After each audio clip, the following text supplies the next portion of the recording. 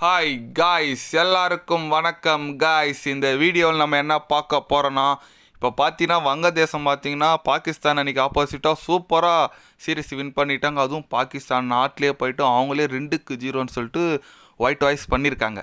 இந்த நிலையில் பார்த்தீங்கன்னா போட்டி முடிஞ்சதுக்கு அப்புறம் வங்கதேசத்தின் அணியின் நட்சத்திர வீரர் ஷகிப் அல் ஹசன் பார்த்தீங்கன்னா அடுத்த டார்கெட் இந்தியா தாங்க. கண்டிப்பாக நாங்கள் இந்த வாட்டி இந்தியாவை மிஸ் பண்ண மாட்டோம், எங்களோட வரலாற்று சாதனையை நாங்கள் இந்தியாலையும் படைப்போம் அப்படின்னு சொல்லிட்டு ரொம்பவே சவால் விடுற மாதிரி பேசியிருக்காருன்னு சொல்லலாம்.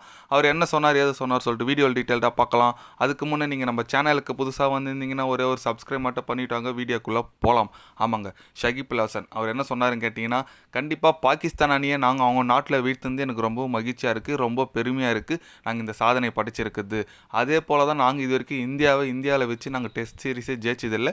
அது எங்களுக்கு புது அனுபவமாக இருக்கும். இப்போ இந்தியா கூட போய் நாங்கள் விளையாடுறது கண்டிப்பாக இதே ஃபார்மு இதே ஒரு உற்சாகத்தோடு நாங்கள் இந்தியாவுக்கு சென்று இந்தியாவை இதே போல் நாங்கள் வீழ்த்துவோம். அதில் எந்த விதமான சந்தேகமும் இல்லை.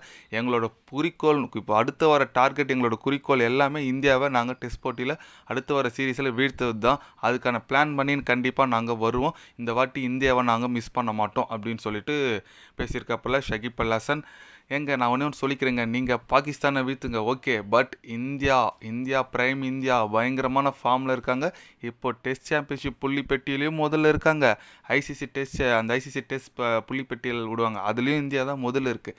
அதனால் அதுவும் இந்தியாவில் வச்சு வீழ்த்துன்றதெல்லாம் சாதாரண விஷயம் கிடையாது. ஏன்னா பெரிய பெரிய இங்கிலாந்து, ஆஸ்திரேலியா, நியூசிலாண்டே நம்ம நாட்டுக்கு வந்தால் திணறாங்க.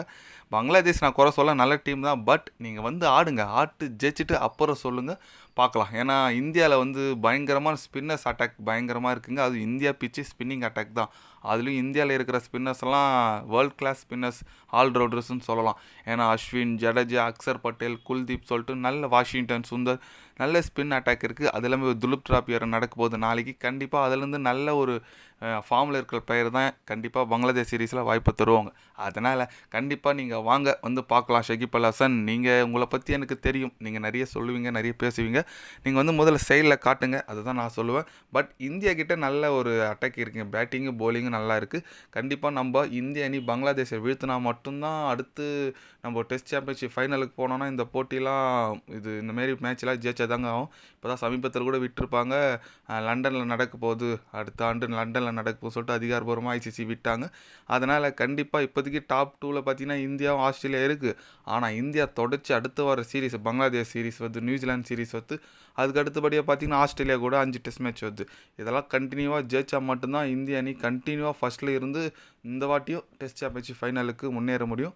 ஆல்ரெடி 2 டைம் முன்னேறி நம்ம தோற்றுட்டோம். இந்த 3வது வாட்டி மிஸ் ஆகாதுன்னு நினைக்கிறேன்.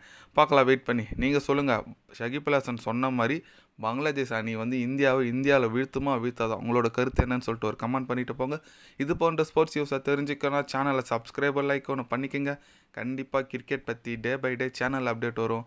மறக்காமல் சப்ஸ்கிரைப் மட்டும் கொஞ்சம் பண்ணி வச்சுக்கோங்க. நன்றி, வணக்கம்.